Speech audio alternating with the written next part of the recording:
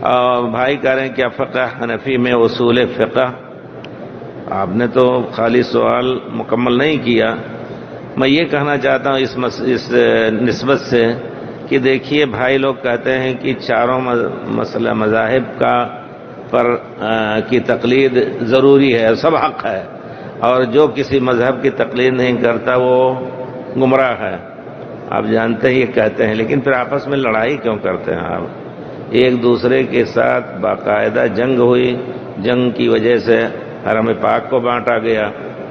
اور پھر ہماری گزارش ہے کہ ہندوستان میں جو چل رہی ہے بات، ہمارا ایمان ہے، یقین ہے کہ اگر کوئی شخص مالکی ہاتھ چھوڑ کر کے اللہ اکبر کہہ کے الحمدللہ رب العالمین رب الناس رب الفلق اللہ اکبر رکوع کر رہا ہے، ہماری نماز اس کے پیچھے جائز ہے. ہم اپنی نماز اپنے طور پر پڑھیں گے.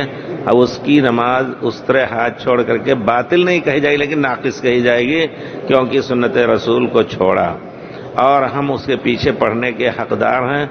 اگر وہی مل رہا ہے، دوسرا کوئی نہیں مل رہا ہے، تو جمعہ اور جماعت چھوڑنا جائز نہیں ہمارے لیے. اسی طرح اگر کوئی حنفی آدمی نماز پڑھ رہا ہے اور پڑھا رہا ہے، ہاتھ نہیں نیچے باندھتا ہے یا نہیں اٹھاتا ہے، ہمارے اوپر واجب ہے کہ جمعہ جماعت اس کے پیچھے پڑھیں. صرف اس وجہ سے ہم اس کے پیچھے نماز نہیں چھوڑ سکتے. ہمارے بھائیوں سے گزارش ہے کہ آپ بھی تھوڑا انگیز کیجیے. یہ عقیدہ ہے اہل حدیثوں کا پرانے زمانے سے، اور عقیدہ اہل حدیث میں بھی لکھا ہے کہ وہ لوگ سورہ فاتحہ نماز میں پڑھتے ہیں. صابونی کی ایک کتاب ہے، اور رکوع کے بعد رفع الیدین کرتے ہیں. اس زمانے میں جو جھگڑا شروع ہو چکا تھا 4 صدی میں، تو انہوں نے ذکر کیا. میری گزارش ہے کہ بھائیوں کو چاہیے کہ وہ بھی اپنی نماز کو ہمارے پیچھے جائز سمجھیں. اگر کوئی بچہ آپ کی مسجد میں پڑھ رہا ہے نماز، آمین بھی کہہ دے تو اس کو انگیز کریں. نہیں کرتے ہیں. آپ نے سنا نہیں ہوگا بلکہ دیکھا بھی ہوگا کہ کتنی مسجدیں جلائی گئیں صرف اس وجہ سے کہ آمین رفع الیدین اس میں کہتے. آپ نے سنا ہی نہیں کچھ مسجدوں کے بارے میں؟ انڈیا کے مدن پلی مسجد، انڈیا کی ایک دوسری مسجد جو جامعہ اسلامیہ سے فارغ، انہوں نے بہت بڑی لائبریری بنا رکھی تھی، سب اٹھا لے گئے. پھر بعد میں 15 دن کے بعد مسجد واپس ملی، ان کو مار کے بھگا دیا، مسجد پہ قبضہ کر لیا. کتنی چھچوری بات ہے یہ کہ آپ جائز نہیں سمجھتے ایک سنت پر عمل کرنے کو. اور ابھی ہمارے خیال سے سال کے قریب ہو رہا ہے، اس سے کم، پلمنیر کہاں کرناٹک میں ایک جگہ ہے، وہاں کی مسجد کو ڈھا دیا. بالکل چھت ڈالنے جا رہے تھے، سیمنٹ کنکر سب رکھی ہوئی ہے، سیمنٹ میں آگ لگا دیا پیٹرول چھڑک کر کے. بیچارہ کوئی حارث تھا، اس کی بائک تھی، وہ بھی جل گئی. باقاعدہ لوگوں نے آ کر کے ان سے پوچھا آپ نے کیوں جلایا؟ تو کہتے ہیں انہوں نے ہم سے مشورہ نہیں لیا. یہ جماعت تبلیغ کے لوگ ہیں، جو صوفی منش، اللہ تعالیٰ ان سے دنیا کو پناہ دے اور دنیا کو پاک کرے ان سے اللہ تعالیٰ. انہوں نے بہت فساد مچا رکھا ہے. پائیں گے تو میاؤں میاؤں تو کرتے ہیں، لیکن پائیں گے تو آپ کو ذبح بھی کر دیں گے. یہ ہمیں خطرہ ان سے ہے. اللہ سے ڈرتے نہیں یہ لوگ، اللہ کے گھر کو گرانے سے نہیں ڈرتے. میں نے ایک آواز دی تھی اپنے علماء دیوبند کو، ہم نے کہا تھوڑی سی آپ مہربانی کر دیں، آپ کی قوم مقلد قوم ہے، ایک آواز اٹھا دیں کہ اللہ کا گھر نہ گراؤ تو سب نہیں گرائیں گے. لیکن کتنے سالوں سے کوئی آواز سننے میں نہیں آئی کہ ہمارے دیوبند کے ہیڈ نے یا موگیر کے کوئی ایک بہت بڑے عالم ہیں، ان کو بھی کہا جاتا ہے کہ وہ مفتی یا کیا ہیں، بہرحال ان کو بھی میں نے مخاطب کیا کہ چاہیے کہ یہ لوگ جو ہے ایک آواز دے دیں اپنی قوم کو، مقلد قوم کو، کہ بھائی مسجد مت گراؤ، ایک دوسرے کو نماز پڑھنے دو. نہیں پڑھنے دے رہے ہیں. اللہ کے دین کی یہ بات ہرگز نہیں ہے. ہم جائز سمجھتے ہیں اپنی نماز کو. آپ سنت پر عمل کرنے کے والے کے پیچھے اپنی نماز جائز نہیں سمجھتے. کتنی بڑی کمعقلی کی بات ہے. میں کمعقلی سے جان بوجھ کر کے کمعقلی سے تعبیر کرتا ہوں. جیسے کہ اللہ تعالیٰ کہتے ہیں کہ اولی الالباب، عقل والے اس سے کام لیتے ہیں، تو یہی ہے، عقل سے کام نہیں لیا جا رہا ہے. صرف یہ کہ ان کو مٹایا جائے، اور باقاعدہ مشورے ہوتے ہیں. اللہ تعالیٰ کا مشورہ کچھ اور ہے، اللہ تعالیٰ فرشتوں، اللہ تعالیٰ کا آسمان میں کچھ اور ہے، اور آسمان سے اتری ہوئی چیز، اور یہاں مشورہ لیا جاتا ہے کہ غیر مقلدیت کو کیسے مٹایا جائے. یہ دیوبند سے چل رہا ہے. آپ دیوبند وہ گالی دیں ہمیں، جو کچھ بھی کہیں، ہمارے خلاف جھوٹ بولیں یا اور کچھ کریں، میرا یہی کہنا ہے کہ ہر ایک آپ خود یہ سن لیں اور اگر اس کے خلاف کریں گے تو اللہ کے دین کے ساتھ آپ کی طرف سے خیانت ہوگی کہ آپ ایک دوسرے کی نماز کو جائز سمجھ کر کے نہ ہمارا عقیدہ ہے کہ سنت رسول کو ثابت سنت رسول کو چھوڑ کر کے مذہب کی وجہ سے ان کی نماز اگر باطل نہیں ہوئی تو ناقص ہوگی. ہم یقین رکھتے ہیں لیکن ہم ان کے پیچھے نماز پڑھیں گے. وہ بھی یقین کر لیں کہ یہ کم سے کم یہ لوگ سنت پر عمل کر رہے ہیں, چلو معاف کرو ان کو. ان کے خلاف رات دن مشورہ کرنا, مجلس مشاورت پر ایک زور دینا باقاعدہ, اور بڑے بڑے علماء جو چوٹی کے ہیں اکٹھا ہو کر کے سوچیں کہ ان کو کیسے روکا جائے سیلاب کو. کہتے ہیں, صاف لکھتے ہیں, بہرحال انہی کی بنا پر ان کا ٹاپک مجھے ملا تو میں نے اس پہ لکھا ہے. کہتے ہیں کہ ہم لوگ رات دن مشورے کرتے ہیں, مجلس مشاورت میں اکٹھا ہوتے ہیں, اور کیا نام ہے کچھ نوحہ کرتے ہیں, کچھ ماتم کرتے ہیں. ہم سے دیکھیے رو رہے ہیں کہ کیسے یہ لوگ سنت پر عمل کر رہے ہیں. کچھ نوحہ کرتے ہیں, کچھ ماتم کرتے ہیں, پھر الگ ہو جاتے ہیں, کامیاب نہیں ہوتے ہیں.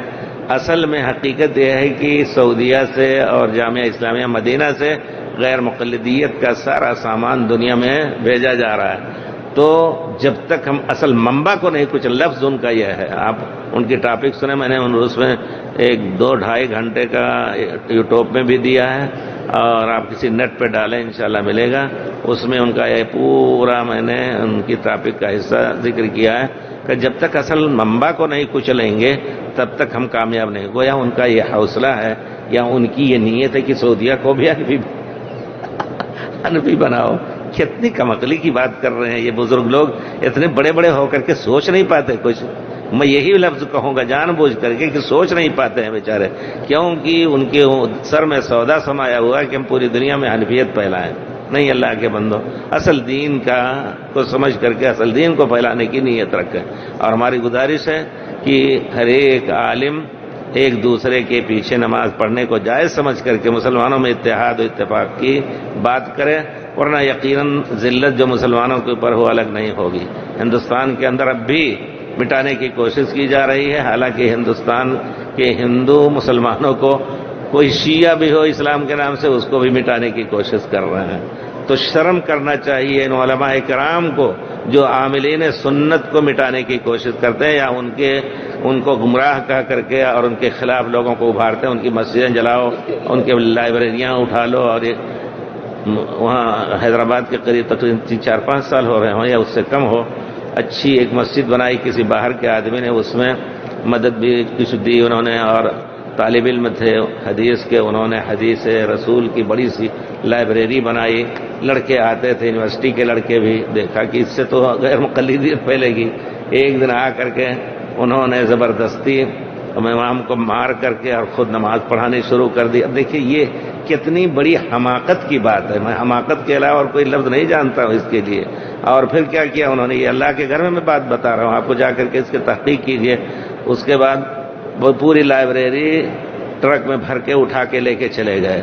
انہوں نے مجھے فون کیا, میں کچھ مشورہ تھا میرا کہ بھائی ایسی مسجد ہونے, ایسی جگہ پر جہاں مسجد نہ ہو. بہرحال اب مسجد پہ قبضہ کر لیا. اس کے بعد پھر کیا کیا کہ بھائیوں نے کہا کہ کیا کریں. ہم نے کہا بھائی کچھ نہیں, آپ انصاف قانون سے لیجئے, اور آپ لڑنے کی کوشش کریں گے تو ظاہر بات آپ لوگ کمزور ہیں, آپ ہی کو نقصان ہوگا. بہرحال کوشش کی. 15 دن کے بعد میں صف میں بیٹھا ہوا تھا کسی نماز میں, تو انہوں نے فون کیا, کہتے ہیں کہ آج پولیس کی نگرانی میں مسجد ہمیں دی جا رہی ہے, لیکن کتابوں کا مسئلہ حل نہیں ہوا. کتابیں ضائع کر دی ہوں گی, کچھ کر دیا ہوگا. تو بڑے عجیب مسائل ہیں. شرم کرنی چاہیے ان علماء کو جو اس قسم کے خیالات کی پرورش کرتے ہیں. یقیناً بہت بری بات ہے, بہت بری بات ہے. جو شخص سنت پر عمل کر رہا ہے, کم سے کم پیارے رسول کی وجہ سے تم اب یہ کہہ دو کہ یہ سنت نہیں ہے, صحیح بخاری کی جھوٹی حدیث ہے.